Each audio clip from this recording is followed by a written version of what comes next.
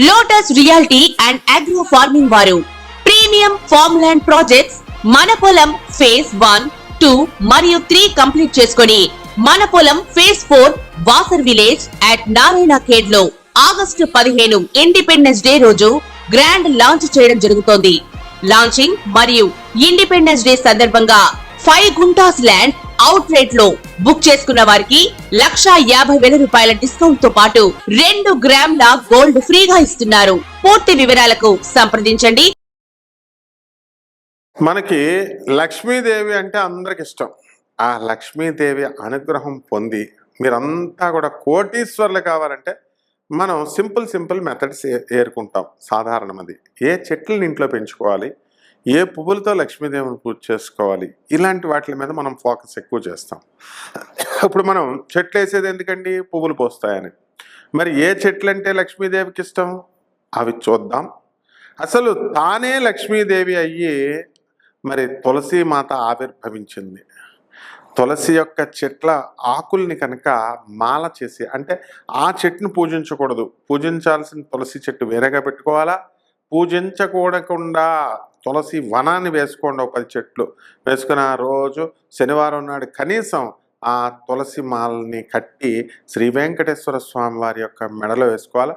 మిగతా రోజుల్లో చిన్నది శ్రీకృష్ణుడి యొక్క పాదాల దగ్గర, వెంకటేశ్వర స్వామి వారి యొక్క పాదాల దగ్గర పెట్టుకోవాలి. అంటే తులసీదేవిని ఇంట్లో కంపల్సరీ పెంచుకోవాలి. రామ తులసి ఉంటుంది, విష్ణు తులసి ఉంటుంది, కృష్ణ తులసి ఉంటుంది.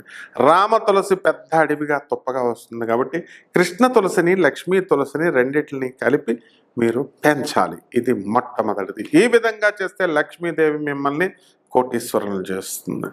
ఇక రెండవ చెట్టు మారేడు చెట్టు. సాక్షాత్తు లక్ష్మీదేవే. పార్వతీదేవి అంటే ఎవరండి? లక్ష్మీదేవే. ఆ అమ్మవారే మారేడు చెట్టుగా పుట్టింది. కానీ అందువలన ప్రతి ఒక్కళ్ళ ఇంట్లో కూడా మారేడు చెట్టు పెంచాలా. మరి మారేడు చెట్టు పెద్ద వృక్షం అవుతుందంటే అంటే డబ్బులు కావాలంతే కష్టపడాలా. హైబ్రిడ్ మారేడు చెట్లు వచ్చినాయి, వెయ్యండి. మారేడు చెట్టు ఇంట్లో ఉండాలి కంపల్సరీ. లక్ష్మీదేవి అనుగ్రహం రావాలి అంటే కేవలం లక్ష్మీదేవికి పూజ చేస్తేనే కాదు, ఆ మారేడు ఆకుల్ని మీరు 3 కలిగినటువంటి ఆ మారేడు కొమ్మను తీసుకొని శివలింగం మీద పెట్టాలి, పరమేశ్వరుడికి అర్పించాలి. శివలింగం ఇంట్లో పెట్టుకోకూడదు, ఏంటంటే శివుడు పటం దగ్గర పెట్టండి. ఈ విధంగా మారేడు చెట్టుని పెంచడం వల్ల కూడా మీరు కోటీశ్వరులు అయిపోతారు.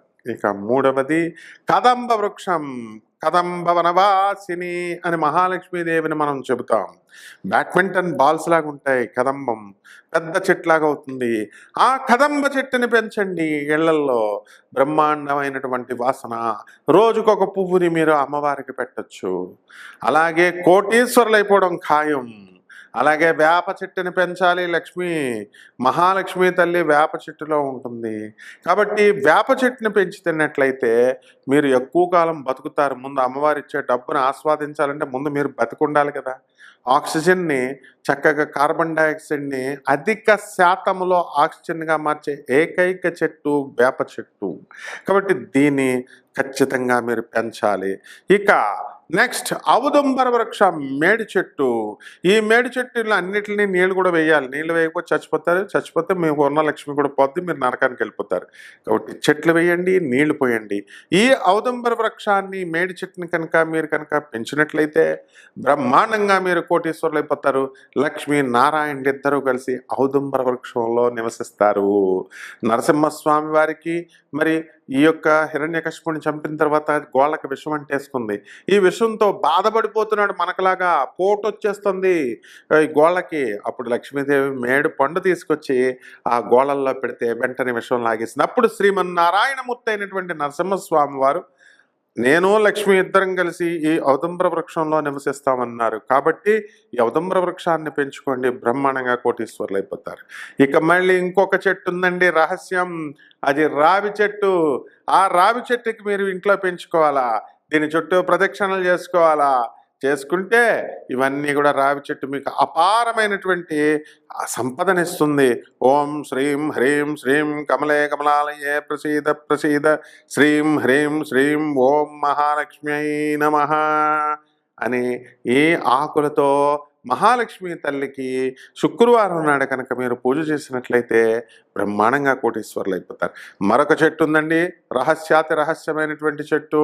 అది తామర పుష్పాన్ని మీ ఇంట్లో పెంచుకోండి, స్విమ్మింగ్ పూల్ లాగా పెట్టుకోండి, ఒక కొలం లాగా పెట్టుకొని లోటస్ తామర పువ్వులు కానీ కలవ పువ్వులు కానీ ఈ చెట్టుల్ని కనుక మీరు పెంచినట్లయితే అపార కుబేరులైపోతారు. అంతేకాదు బ్రహ్మకపాలం పువ్వు, ఆ కలవ పువ్వు, అది హిమాచల్ ప్రదేశ్లో దొరికేటటువంటి ఆ పుష్పాన్ని బ్రహ్మ పుష్పం అంటాం. అది తీసుకొచ్చి మీరు ఇప్పుడు అందరూ పెంచుకుంటున్నారు హైదరాబాద్లో. ఆ పువ్వు కనుక మీ ఇంట్లో పూసినట్లయితే రాత్రికి రాత్రే మీరు కోటీశ్వరులు అయిపోతారనమాట, అందులో డౌట్ లేదు. కాబట్టి నెక్స్ట్ ఫేజ్ ఈ చెట్లను ఫస్ట్ బ్యాచ్ పెంచండి. నెక్స్ట్ బ్యాచ్ చెట్లు లక్ష్మీదేవి ఏంటన్నది మనం నెక్స్ట్ వీడియోలో చెప్పుకుందాం. శుభమస్తు. వృషభ రాశి. ఈ వృషభ రాశి వారికి ఈ ఆషాఢ మాసం వచ్చిన తర్వాత అమావాస్య వెళ్ళిన తర్వాత చాలా బాగుంది. బోనాలు పండగలో మీరంతా పాల్గొంటారు. అమ్మవారి యొక్క విశేషించి ఈ ఆధ్యాత్మిక కార్యక్రమాల్లో పాల్గొన్నాం. వృత్తి వ్యాపార ఉద్యోగ విషయాల్లో కాస్త కాన్సన్ట్రేషన్ తగ్గించి దేవుడి చుట్టూ, బాబాల చుట్టూ, ఆశ్రమాల చుట్టూ తిరుగుతూ ఉంటారు. వ్యాపారస్తులు కష్టపడతారు. ఉదయం తెల్లవారుజామున 3 గంటల నుంచి రాత్రి మళ్ళీ 11 దాకా కష్టపడుతూనే ఉంటారు. మరి మీరందరూ కూడా అన్నదమ్ములు ఉన్నట్లయితే అన్నదమ్ములు, యావత్ కుటుంబం అన్నదమ్ములు కూడా కష్టపడుతూ ఉంటారు. ఆ తర్వాత వృత్తి వ్యాపార ఉద్యోగ విషయాల్లో డబ్బు బాగా వస్తుంది. మరి జన్మంలో ఉన్నటువంటి కుజగురుల ప్రభావం వలన మీకు నిజాయితీ ఎక్కువైపోతుంది. బైకుల మీద కుజదోషాలు ఉన్నటువంటి వాళ్ళు బైకులు ఎక్కి కాళ్ళు ఎరగొట్టుకుంటారు. కనీసం ఈ నెలలో మీకు ఏమవుతుందంటే హెయిర్ లైన్ ఫ్రాక్చర్ రావడానికి అవకాశాలు ఉంటాయి. వృషభ రాశి వాళ్ళ మీద ఒక స్త్రీ పగబట్టేస్తుంది, కాబట్టి జాగ్రత్తగా ఉండండి. అలాగే ఈ యొక్క కుటుంబంలో కలతలు, మరి సరదాగా అన్నటువంటి మాటల వల్ల మరి ఆ స్త్రీలు మీ ఇళ్ల మీదకు వస్తారు. ఆ విధంగా మీరు అనేక వృత్తుల్లో చేసేటటువంటి వాళ్ళంతా కూడా మీరు అనేక మార్గాల ద్వారా ఆదాయాలు వస్తూ ఉంటాయి. ఆదాయాలతో పాటు రిస్కులు కూడా అదే విధంగా ఉండడానికి అవకాశాలు ఉంటాయి. మరి రైతులు బ్రహ్మాండంగా పంట పండిస్తారు. వద్దంటే డబ్బు రైతులకి, చేసిన అప్పులన్నీ కూడా తీర్చేస్తారు. ఇంట్లో ఖరీదైనటువంటి వస్తువులన్నీ కూడా తీర్చివేస్తారు. రైతులకి పిల్లనివ్వట్లేదండి అని బాధపడేటటువంటి వాళ్ళు, పురోహితులకు పిల్లనివ్వట్లేదని బాధపడేటటువంటి వాళ్ళకి మీకు బ్రహ్మాండమైనటువంటి అధికమైనటువంటి కట్నంతో రైతులకి వివాహం అవడానికి అవకాశాలు ఉన్నాయి. మరి ఈ వృత్తిలో ఉన్నటువంటి పంతుళ్ళు కానీ, మరి జ్యోతిష్కులు కానీ, మరి బాబాలు కానీ, మరి ఈ వృషభ రాశి వాళ్ళు ఏమిటంటే కొంచెం పరపతి తగ్గడానికి అవకాశాలు ఉంటాయి. కాబట్టి ఈ యొక్క వృషభ రాశి వారికి విపరీతమైనటువంటి తలనొప్పి, జుట్టు ఊడిపోవడం ఇలాంటివి వస్తాయి. సంఘ కార్యక్రమాల్లో పాల్గొంటారు, సోషల్ యాక్టివిటీస్లో. మరి సౌందర్య పోషణ మీద మీరు చక్కగా దృష్టి పెడతారు. అలాగే మీ యొక్క రిలేటివ్స్తో అందరితో కలిసి బంధుమిత్రులతో విందు వినోద కార్యక్రమాల్లో పాల్గొనడం అనేటటువంటిది జరుగుతుంది. ఏది ఏమైనప్పటికీ నెలంతా కూడా వృషభ రాశి వాళ్ళకి బ్రహ్మాండంగా ఉంటుంది. రెమెడీస్. మరి ఈ యొక్క మీ జాతకం ఈ ఆషాఢ మాసం తర్వాత ఇంకా బాగుండాలి అంటే ఏం చేయాలి అంటే, పంచమహాకాళికలలో ఒకటైనటువంటి బగళాముఖి అమ్మవారి యొక్క హోమం చేసుకోండి. ఓం బగళాముఖ్యై నమః అనేటటువంటి మహామంత్రాన్ని జపించండి. మరి ఇది అసలే ఆషాఢ మాసం. బోనాలు పట్టుకెళ్ళండి. అక్కడ ఉన్నటువంటి మీ ఇళ్ళ దగ్గర ఉన్నటువంటి ఆంధ్రాలో కానీ, మరి తెలంగాణలో కానీ ఏ అమ్మవారికైనా ప్రసాదం పట్టుకెళ్ళడమే బోనము. కుండ నెత్తి మీద పెట్టండి. అమ్మవారికి నైవేద్యాలు పట్టుకెళ్ళండి. అమ్మవారి గుడికి 108 ప్రదక్షిణాలు చేయండి. ఏ అమ్మవారైనా సరే ఈ యొక్క బోనాలని, మహానివేదన్ని మీరు అమ్మవారికి సమర్పించండి. అలాగే మీ ఇంట్లో బగళాముఖి అమ్మవారి యొక్క హోమం చేయించుకోవండి. తర్వాత జపము కంపల్సరీ. మీరు చిన్నమస్తాదేవి యొక్క జపము కనీసము రోజుకి 108 సార్లు ఉదయము, మళ్ళీ సాయంత్రము 108 సార్లు జపమాలతో చేసుకోండి. మీరు అనుకున్నవన్నీ కూడా సక్సెస్ అవుతారు. ఏ పనైనా సరే నిందలు పోతాయి మీ మీద. తర్వాత రావి చెట్టు చుట్టూ తిరగండి.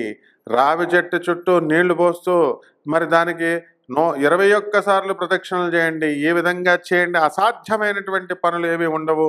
మరి మీరు అనుకున్నది ఎంతకాలంగా మీరు అనుకుంటున్నారు నాకు ఈ పని అవ్వడం లేదండి.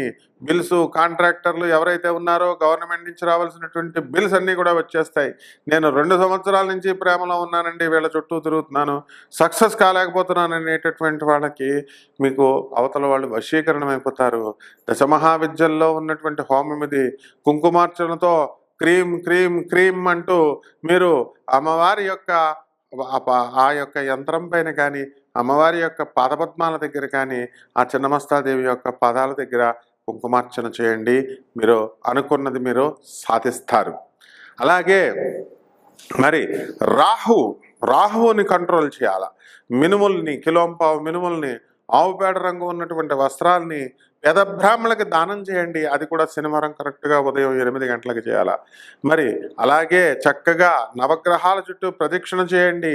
ప్రదక్షిణ చేసి మీరు మనల్ని చక్కగా ఈ యొక్క రాహుకి ఓం రాహవే నమః అనేటటువంటి మహామంత్రంతో మీరు జపం చేయడం ద్వారా ఈ రాశి వారందరూ కూడా బ్రహ్మాండంగా వృద్ధిలోకి వస్తారు. ఈ నెల మీరు విజయాల్ని చవిచూస్తారు.